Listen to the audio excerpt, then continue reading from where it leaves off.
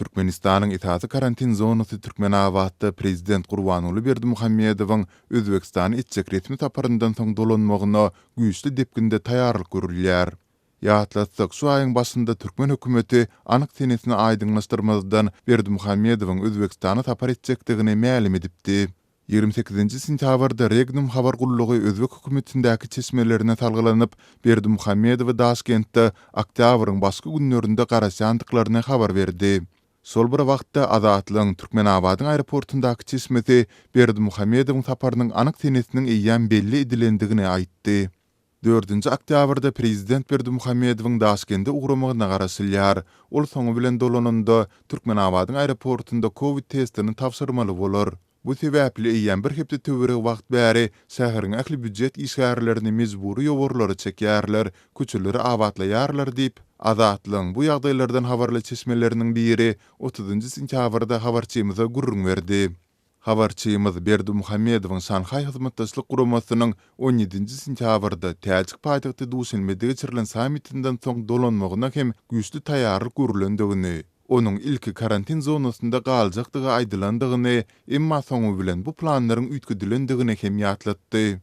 18-nji sentýabrda hem Berdimuhammedowyň Täjikistandan gelmegine uly taýýarlyk görüldi. Şäherde hususy awtouloklaryň we kiçi awtobuslaryň hereketi çäklendirildi. Prezidentiň rezidensiýasyna çylny aralykda ýollar petiklendi. Mundan başga da şähere beýlik vilayetlerden hem goşmaçy polisiýa işgärleri getirilipdi. Emma Berdimuhammedowyň uçury gije 2-de Türkmenabady goňdy, sol ýerde onuň testi alyndy we ol şähere hem girmän sol wada Aşgabatda ugrady diýip howpsuzlyk aladalar sebäpli şahsiýetiniň aýan edilmezligini soran çeşmämizi belledi.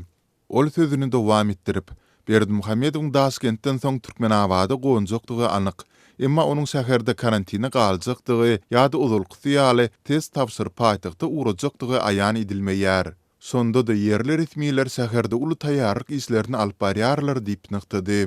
Gepin gerdisine görä ýatlatsak Türkmenistanda pandemiýa bilen bagly girdilen syýahat çäklendirmelerine laýyklykda daşary ýurtdan dolanýan ähli ýolagçylardan koronavirus testi talap edilýär we ýurda dolanýan raýatlar 21 gün möhlet bilen karantinda saklanýar.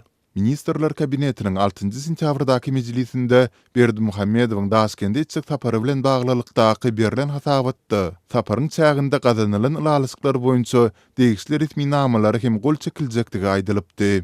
Regnum habar gullugy bilen söhbetde sulan özbek resmileri taparyň dowamında iki ýurduň arasyndaky işgörler toporlarynyň arasynda hem forumuň geçiriljekdigini bellediler.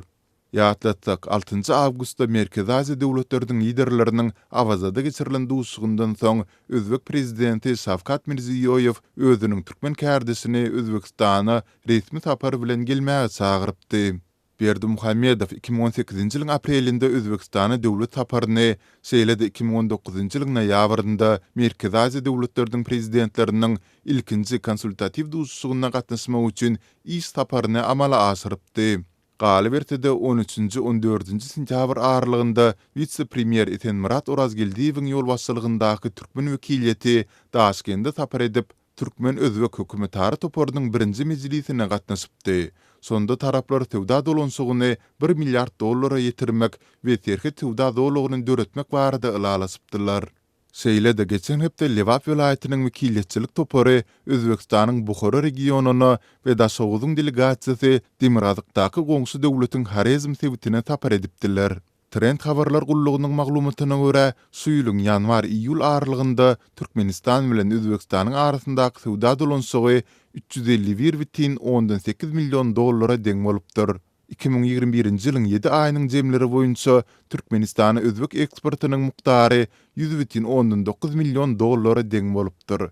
Bu wagt aralygynda Özbekistan hem $250,9 million türkmen haritlaryny import edipdir.